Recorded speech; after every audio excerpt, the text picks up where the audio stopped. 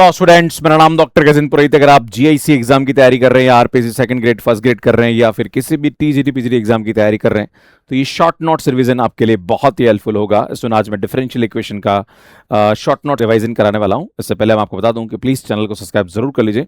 बहुत अच्छा हम लोग कंटेंट अपलोड करते हैं। मात्र 38% लोगों ने हमारे चैनल को सब्सक्राइब कर रखा है।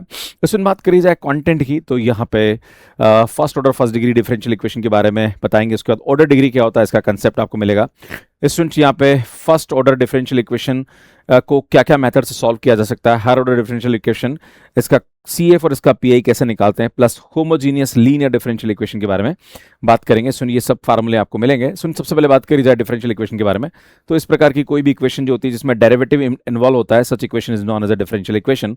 सुन, डिफरेंशियल इक्वेशन यहाँ पे एक तो ऑर्डिनरी होती है, पार्शियल डिफरेंशियल इक्वेशन होती है। जब भी हमारे पास इंडिपेंडेंट वेरिएबल एक होता है तो such equation is known as a ordinary differential equation. जब यहाँ पे इंडिपेंडेंट वेरिएबल एक से ज्यादा हो जाते हैं तो such equation is known as a partial differential equation. इसमें बात करी जाए ऑर्डर के बारे में तो कोई भी डिफरेंशियल इक्वेशन उसके अंदर हायर ऑर्डर जो डेरिवेटिव वो कौन सा है वही उसकी ऑर्डर ऑफ डिफरेंशियल इक्वेशन को, जैसे यहाँ पे 2 है तो सुन 2 इसका ऑर्डर ऑफ डिफरेंशियल इक्वेशन हो जाएगा। अगर डिग्री की बात करी जाए तो जो हायर ऑर्डर है उसके ऊपर जो पावर होती है वो उसकी क्या कहलाती है student, degree of the differential equation कहलाती है। पर जब भी हम डिग्री निकालेंगे तो उस वाले केस में यहाँ पे जो 5/3 पावर है इसको हमें हटाना पड़ेगा और दोनों तरफ क्यूब करके फिर इसका डिग्री हम निकालेंगे। तो डिग्री भी आप इजीली निकाल सकते हैं। जैसे दोनों तरफ अगर मैं क्यूब करूंगा तो इसमें इसकी जो ऑर्डर आएगा वो 2 आएगा और डिग्री यहाँ पे क्या आ जाएगी स्टूडेंट 3 हो जाएगी। तो ये आपको समझने की आवश्यकता है। इसमें कोई भी differential equation first order first degree है उसको सॉल्व करने का जो मेथड होता है वेरिएबल सेपरेबल मेथड होता है, जहां पर x की टर्म dx के साथ और y की टर्म dy के साथ अलग अलग हो जाती है तो उसको हम इजीली डिफरेंशिएट कर सकते हैं। इसमें होमोजीनियस डिफरेंशियल इक्वेशन का मतलब ये होता है वो डिफरेंशियल इक्वेशन जहां पर ऊपर की डिग्री और नीचे की डिग्री सेम होनी चाहिए।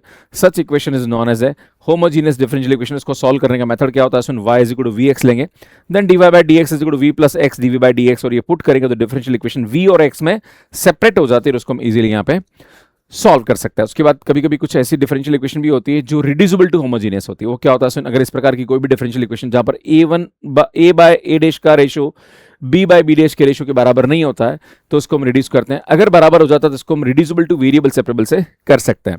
सुनिए यहाँ पे क्या करेगा, हम स्मॉल y = कैपिटल Y + के अज्यूम करते हैं एंड देन इस डिफरेंशियल इक्वेशन को हम यहाँ पे होमोजीनियस में रिड्यूस करते हैं, देन सॉल्व करते हैं, देन वापस यहाँ पे इसकी स्मॉल x और स्मॉल y की फॉर्म में वैल्यू यहाँ पे पुट कर देते हैं। इसमें लीनियर डिफरेंशियल इक्वेशन इस प्रकार से होती है, अगर हमारे पास dy/dx और y एक बार आ रहा है बाकी दोनों टर्म x के आ रही तो ये y में लीनियर डिफरेंशियल इक्वेशन होती है। सो यहाँ पे इसका जो इंटीग्रेटिंग फैक्टर होता है वो e⁻px dx होता है। तो इसका जो आंसर होता है वो होता है y.if = if.q.dx + c। ये इसका सॉल्यूशन होता है।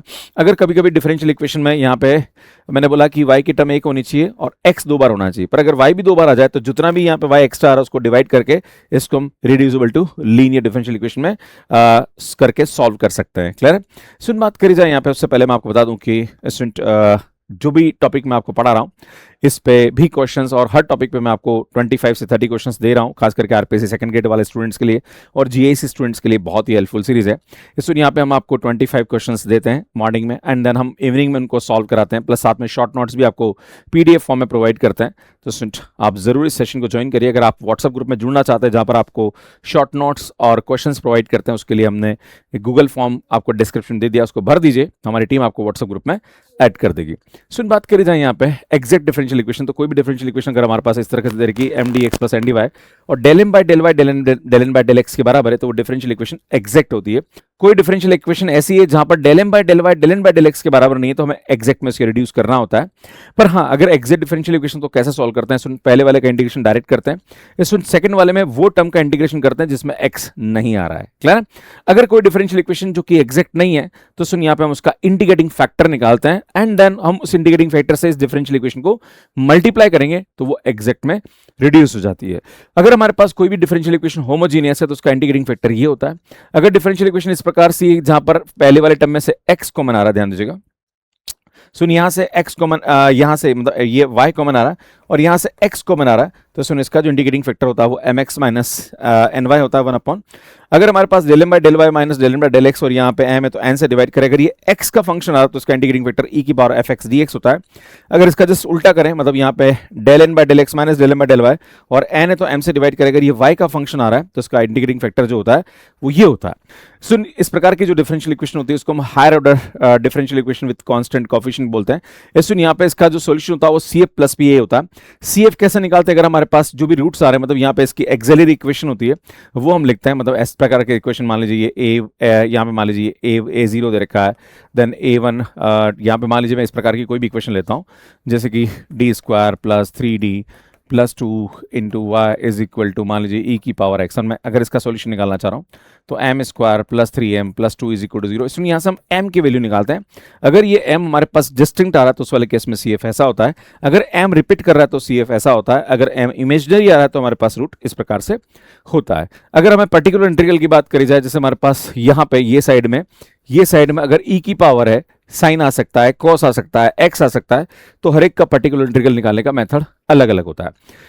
जैसे अगर हमारे पास e की पावर आ रहा है तो जहां पर भी d वहां पे e की पावर मतलब जहां पे भी d वहां पे a रख देंगे, पर ये कि डिनोमिनेटर यहाँ पे 0 नहीं होना चाहिए। अगर 0 हो जाएगा तो ऊपर x का मल्टीप्लिकेशन, फिर इसका डेरिवेटिव करेंगे यहाँ पे, फिर d की जगह a रखेंगे। ये प्रोसेस हम यहाँ पे यूज करते हैं। अगर हमारे पास साइन और कॉस दे रखा है तो सुन यहाँ पे सिर्फ d² की जगह वैल्यू पुट करी जाती है एंड इसको सॉल्व किया जाता है। कॉस का भी मेथड भी ऑलमोस्ट ये का ही है। हाँ, अगर बाई चांस नीचे रखने पर 0 हो रहा है तो ऊपर वही x का मल्टीप्लिकेशन और नीचे डिफरेंशिएशन किया जाता है। सुन अगर हमारे पास x की पावर है तो इसको बाइनोमियल एक्सपेंशन से सॉल्व किया जाता है। अगर e की पावर x के साथ कोई प्रोडक्ट में है तो e की पावर x को बाहर निकालते हैं, जहां पर भी d वहां पे d प्लस a करके v का हम यहाँ पे पर्टिकुलर इंटीग्रल निकालते हैं। एक और हमारे पास ये होता है जैसे कि x sin x या x cos x है तो उसका एक फार्मूला ये भी होता है, that is x into v by f d minus f dash d upon f d square into v. ये फार्मूला भी है जो कि कभी कभी एग्जाम में पूछ लिया जाता है। इस प्रकार की जो इक्वेशन होती है इसको कोची-एयलर इक्वेशन बोलते हैं। इसको सॉल्व करने का तरीका क्या होता है, x is equal to e की पावर z या z is equal to log x रखता है एंड देन यहाँ पे जैसे इसको करेंगे तो इसकी जो वैल्यू होती है वो d यहाँ पे जैसे बात करो इसकी वैल्यू अगर है ना तो वो d इंटू डी माइनस 1 बन जाता है ना। जैसे मैं आपके सामने एग्जाम्पल लेता हूँ कि मान लीजिए हमारे पास ये क्वेश्चन दे रखा है ना, तो क्या करेंगे, let x is equal to e की power z is equal to log x लेंगे तो सुन ये जो है ना ये हमारे पास बन जाता है d into d minus 1 into y plus ये बन जाता है dy minus y and then इसको हम सॉल्व करते हैं तो हमारा आंसर यहाँ पे आ जाता है। सुन सॉल्व करेंगे तो आंसर जो आएगा वो z के फॉर्म में आएगा, फिर z की जगह वापस हम log x यहाँ पे पुट कर देते हैं। सुन मुझे लगता है कि ये मेथड आपको यहाँ पे समझ में आ गया होगा और पूरा का पूरा मैंने शॉर्ट नोट्स आपको यहाँ पे बता दिए। सुन चैनल सब्सक्राइब जरूर कर लीजिए, ऐसे शॉर्ट नोट्स आपको यहाँ पे हमेशा मिलते रहेंगे। बहुत कम लोगों ने हमारे चैनल को सब्सक्राइब कर रखा है। बाकी स्टूडेंट अगर आप आरपीएससी सेकंड ग्रेड एग्जाम की तैयारी कर रहे हैं तो 599 में हमारी टेस्ट सीरीज ले सकते हैं। बाकी ये मैंने आपको बता दिया, सेकंड ग्रेड के लिए हमने सीरीज स्टार्ट कर रखी एंड स्टूडेंट हमने यूपी टीजीटी और पीजीटी के कोर्सेज भी लॉन्च कर दिए हैं। स्टूडेंट बहुत जल्दी लाइव क्लासेस स्टार्ट होने वाली है, आप ज्वाइन कर सकते हैं, अभी ऑफर चल रहा है। एंड स्टूडेंट बाकी आपको मैंने बता दिया इसके कोर्स के बारे में एंड हम CSR नेट IIT भी पढ़ाते हैं। इनके कोर्सेज भी आप मैथ्स कैरियर पे देख सकते हैं, हमारी बुक्स है। सुनिए हमारे चैनल्स हैं, ये हमारा मैथ्स कैरियर पे जो कैंड पे अवेलेबल है, कैसे आप कोर्स ले सकते हैं इसका वीडियो आप यहाँ जाके देख सकते हैं। बाकी हमारे शॉर्ट नोट्स की प्लेलिस्ट है वो आपको यहाँ जाके मिल जाएगी, यहाँ जाके चैनल को सब्सक्राइब कर सकते हैं। धन्यवाद।